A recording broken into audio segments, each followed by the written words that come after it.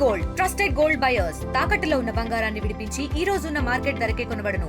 మరిన్ని వివరాలకు సంప్రదించండి 7771077720. కంబైన్డ్ ఆంధ్రప్రదేశ్ నేనే చాలా ప్రాజెక్టులు స్టార్ట్ చేశాను, మీరు గుర్తుపెట్టుకోవాలి. ఈరోజు ఏదైతే ఉందో దేవాదులు నేను స్టార్ట్ చేసిన ప్రాజెక్టే. కల్వకుర్తి కృష్ణాపైన నేను స్టార్ట్ చేసిన ప్రాజెక్టే కల్వకుర్తి. ఎస్ఎల్బీసీ సక్సెస్ అయిన తర్వాత కల్వకుర్తి స్టార్ట్ చేశాను. కృష్ణా మోడర్నైజేషన్ చేస్తామని చెప్పి 20 టీఎంసీ సేవింగ్ చూపించి ఆ 20 టీఎంసీ బీమాకి ఇచ్చాం క్లియరెన్స్కి. ఇట్లా ఆ రోజు సమైక్య ఆంధ్రప్రదేశ్ అప్పుడు దేవాదులు ఓపెన్ నేను చేసినప్పుడు ఈ పక్క పుష్కర, అదే మాదిరిగా ఇంకొక ప్రాజెక్ట్ లిఫ్ట్ ఇరిగేషను తాడిపొడి, ఈ 2 లిఫ్ట్ ఇరిగేషన్ స్టార్ట్ చేశాను. ఇప్పుడు తర్వాత అంతమునుపు ఎల్లంపల్లి అన్నారు. ఎల్లంపల్లి పెద్ద కాంట్రవర్సీ అయింది, అసెంబ్లీలో పెద్ద పోరాడాం. 19 days పోరాడాం ఎల్లంపల్లి గురించి, కరప్షన్ గురించి. అది అయిన తర్వాత ఇప్పుడు కాళేశ్వరం వచ్చింది. కాళేశ్వరం వచ్చినప్పుడు నేను చెప్పాను, మీరు కట్టుకుంటున్నారు, ఇట్స్ ఓకే, ఎప్పుడు కూడా నేను అబ్జెక్ట్ చేయలేదు. పై నుండి వాటర్ వాడుకుంటే నష్టమా, కింద నుండి వాటర్ వాడుకుంటే నష్టమా అండి? ఇది సముద్రంలో పోయే నీళ్ళు, వేస్ట్ అయ్యి సముద్రంలో పోతుంది. మీరు ఎక్కడ వాడుకుంటున్నారు? పైన నుంచి మీరు ఆ నీళ్లు వాడకపోతే ఎక్కడికి వస్తుంది? వీడికి వస్తుంది. ఎవరన్నా రేజ్ చేస్తే ఆ పాయింట్ రేజ్ చేస్తారు, నేను ఎప్పుడు రేజ్ చేయను. తెలంగాణ కానీ ఆంధ్ర కానీ తెలుగు కమ్యూనిటీ ఎందుకు మనం ఇష్యూస్ చేసుకుంటున్నాం? అమికబుల్గా ఇచ్చి పుచ్చుకునే ధోరణిలో సముద్రంలో పోయే నీళ్ళు మీరు వాడుతున్నారు, వాడండి. దానికి చట్టబద్ధ కావాలంటే గవర్నమెంట్ ఆఫ్ ఇండియాలో కూర్చొని మాట్లాడుకుందాం. అంతేగాని ఇష్యూ చేయడం ఎక్కడ లాజిక్ అంటున్నాను నేను, అది కరెక్ట్ కాదు.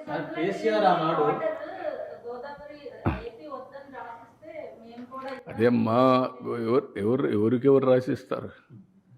కరెక్ట్ కాదు. ఆర్గ్యుమెంట్ ఏదైనా చేయొచ్చు, అంటే చట్టం కానీ న్యాయం కానీ అందరికీ సమానంగా ఉంటాయి.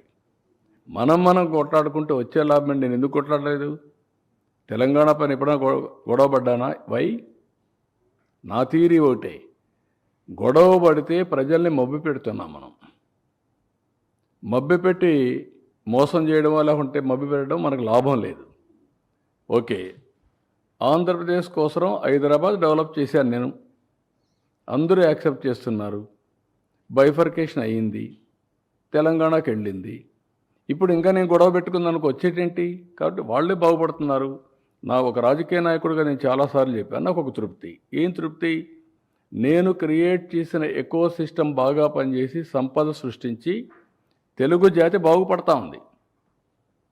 హైదరాబాద్ వల్ల 75% తెలంగాణకు ఆదాయం వస్తుంది, 75% ఇన్కమ్, 67% సర్వీస్ సెక్టర్, నాలెడ్జ్ ఎకానమీలో. ఎట్లొచ్చింది? ఆ రోజు చేసిన ఫౌండేషన్ 25 ఏళ్ళలో వచ్చింది.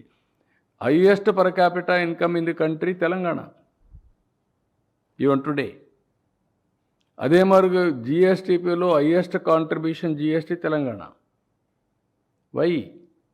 That is the economy I visualized, I created. ఈరోజు ఎప్పుడు కూడా నేను మాట మాట్లాడానా? కాదు. వాళ్ళు ఎంజాయ్ చేస్తున్నారు, ఐఎమ్ వెరీ హ్యాపీ. ఒక రాజకీయ నాయకుడు ఏం కోరుకుంటాం? మన వల్ల లాభం పొందాలి, మనం చేసిన పని వల్ల ఫలితాలు వస్తే అది ఒక సాటిస్ఫాక్షన్. ఇక్కడ అమరావతి ఒకప్పుడు చెప్పేవాడు, నేను హైదరాబాద్ కట్టినప్పుడు నేను నాకు ఉద్యోగం కోసం కట్టానా? ఇక్కడ అమరావతి కట్టాం, కడితే నాకు ఉద్యోగం కోసం కడుతున్నావా?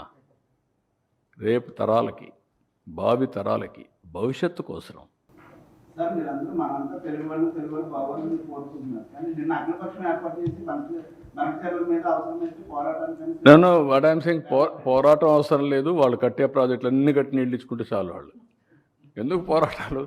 దేనికోసం పోరాటం? మీరు కట్టండి, ప్రాజెక్టులు కట్టి నీళ్ళు తీసుకోండి. ఎవరు తిన్నారు?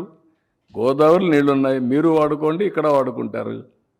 కృష్ణాలో ట్రిబ్యునల్ ఉంది, ఆ మాట నేను చెప్పాను. రేపు పోతాం, ఢిల్లీలో కూర్చుంటాం, మాట్లాడుకుంటాం.